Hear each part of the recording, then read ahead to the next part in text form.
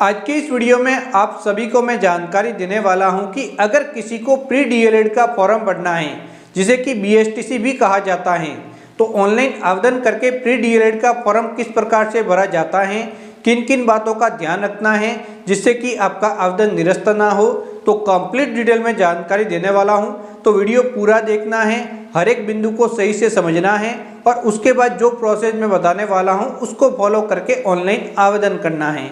तो आइए दोस्तों स्टार्ट करते हैं वीडियो।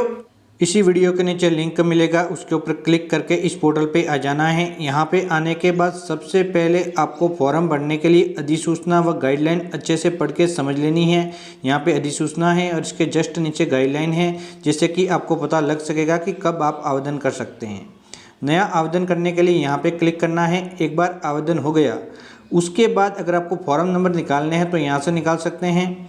फॉर्म भरने के बाद अगर उसकी प्रिंट आउट निकालनी है तो आप जस्ट यहाँ से निकाल सकते हैं। इसी तरह से अगर आपने फॉर्म भर के पेमेंट किया है तो पेमेंट स्टेटस आप यहाँ से देख सकते हैं, और इसी प्रकार से ऑनलाइन पेमेंट किया है तो उसका स्टेटस आप जस्ट इस अंतिम वाले ऑप्शन पे क्लिक करके देख सकते हैं, इस वाले ऑप्शन पे। तो फॉर्म भरने के लिए सबसे पहले फॉर्म 2025 का ऑप्शन है, यहाँ पे क्लिक करेंगे। आपका राज्य कौन सा है वह सिलेक्ट करेंगे।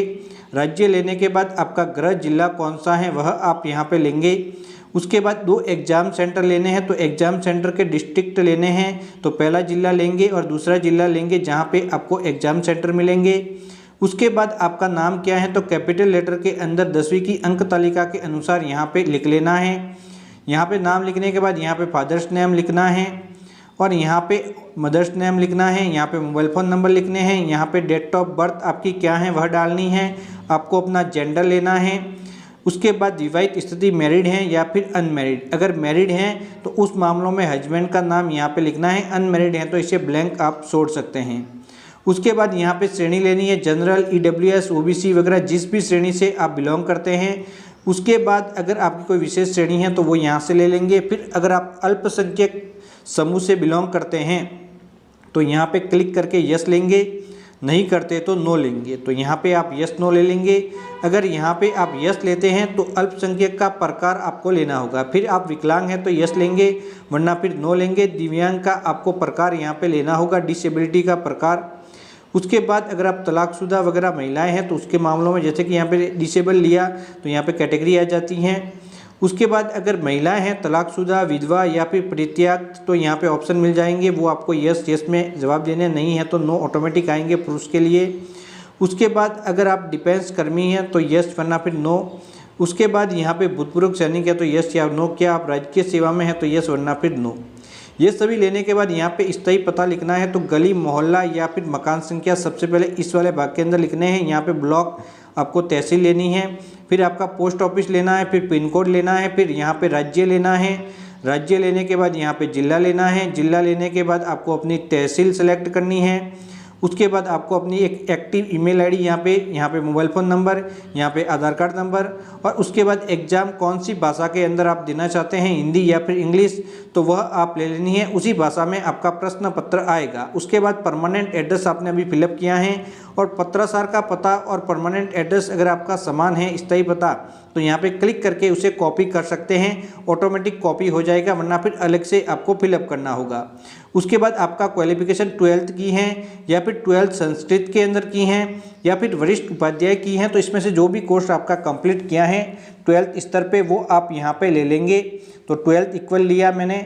उसके बाद यहाँ पे अल्प भाषाई विद्यालय के अंदर अगर आप आवेदन करना चाहते हैं तो यस लेना है, अगर नहीं तो नो। यस लेंगे तो यहाँ पे अल्प भाषाएँ आ जाएगी। तो फॉर एग्जांपल मैं एक बार यस लेता हूँ तो इस प्रकार की जैसे उर्दू, पंजाबी, सिंध, गुजराती वगैरह आ जाएगी, वरना फिर आप इसके अंदर नहीं जाना चाहते तो नो ले लेंगे। उसके बाद यहाँ पे ऊपर जो कोर्स लिया उसके अकॉर्डिंग ऑटोमेटिक यहाँ पे आ जाएगा।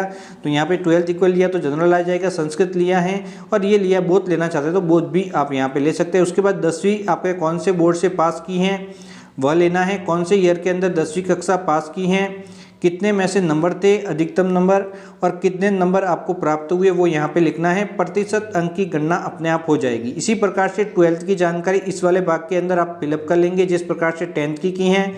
फिर यहाँ पे क्लिक करके नेक्स्ट पे क्लिक करेंगे। अगले वाले भाग के अंदर पासपोर्ट साइज फ़ोटो, सिग्नेचर व थंब इम्प्रेशन आपको अपलोड करना है।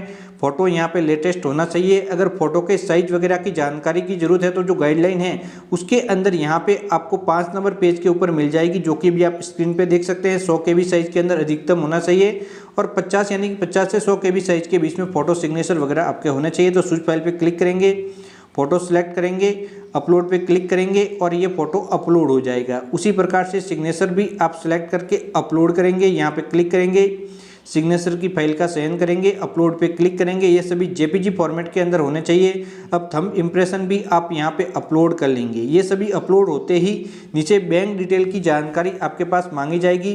तो सबसे पहले बैंक खाता सेल्फ लेना है, फिर अकाउंट होल्डर का नाम आ जाएगा, बैंक के IFSC कोड यहाँ पे अंकित करने हैं। जैसे ही IFSC कोड आप अंकित करेंगे तो बैंक का नाम और ब्रांच ऑटोमेटिक आ जाएगी। उसके बाद बैंक खाता संख्या यहाँ पे दर्ज करने हैं। बैंक खाता संख्या यहाँ पे दर्ज करने के बाद अगले वाले भाग के अंदर बैंक खाता संख्या कंफर्म कर लेने हैं। कंफर्म करने के बाद जैसे ही नेक्स्ट पे क्लिक करेंगे तो आपका अगला भाग आ जाएगा। तो यहाँ पे कंफर्म करने के लिए यहाँ पे क्लिक करके नेक्स्ट पे क्लिक करना है, बैंक अकाउंट सेव हो जाएगी। अब डॉक्यूमेंट जो वेरिफिकेशन के लिए मांगे जाएंगे तो यहाँ पे जो भी डॉक्यूमेंट मांगे जाते हैं उनके नंबर लिखने हैं, सर्टिफिकेट नंबर, और उसके बाद सबमिट एंड नेक्स्ट पे क्लिक करना है। तो यहाँ पे ओनली डॉक्यूमेंट के नंबर मांगे गए हैं तो वह डॉक्यूमेंट के नंबर लिख लेंगे। आपके पास और कोई डॉक्यूमेंट कैटेगरी के अनुसार मांगा जाए तो वो भी आप डाल सकते। सबमिट पे क्लिक करते ही सेव हो जाएगा, ओके पे क्लिक करेंगे। अब इस वाले भाग के अंदर आपके फॉर्म का कंप्लीट प्रीव्यू दिखाई देगा, जिसकी जांच करेंगे और इसकी प्रिंट आउट अगर लेना चाहते हैं तो अंत में ऑप्शन है, वहाँ से क्लिक करके ले सकते हैं। उसके बाद पेमेंट वाले ऑप्शन पे क्लिक करेंगे, यहाँ पे बार कोड दिखाई देंगे जिसे स्कैन करके आप फ़ोनपे, गूगल पे जो भी इस्तेमाल करते हैं उसके माध्यम से इस बार कोड को स्कैन करके पेमेंट कर लेना है। पेमेंट कंप्लीट होते ही आप बैक चले जाएंगे। इस प्रकार से पेमेंट का यहाँ पे जानकारी आ जाएगी, ये भी आप देख सकते हैं। और उसके बाद इसकी प्रिंट आउट निकाल लेनी है तो प्रिंट वाले ऑप्शन पे क्लिक करेंगे, सबसे ऊपर यहाँ पे देख सकते हैं, वहाँ पे क्लिक करके इसकी प्रिंट आउट निकाल लेंगे। और इस प्रकार से आपका प्री DLED कहे या फिर BSTC कहे का फॉर्म कंप्लीट डिटेल में फिलअप हो जाएगा। यह तरीका था ऑनलाइन आवेदन करने का। आप कंप्लीट डिटेल में समझ चुके होंगे। अगर आपको ये जानकारी अच्छी लगी हो तो चैनल को सब्सक्राइब करके ऑल नोटिफिकेशन ऑन करना है, जिससे कि जैसे ही एडमिट कार्ड जारी होंगे तो आपको वीडियो मिल जाएगा और उस वीडियो के जरिए एडमिट कार्ड डाउनलोड करके आप एग्जाम देके आ जाएंगे। तो जानकारी अच्छी लगी हो तो चैनल को सब्सक्राइब करके ऑल नोटिफिकेशन जरूर ऑन करना है। तो बाय बाय दोस्तों।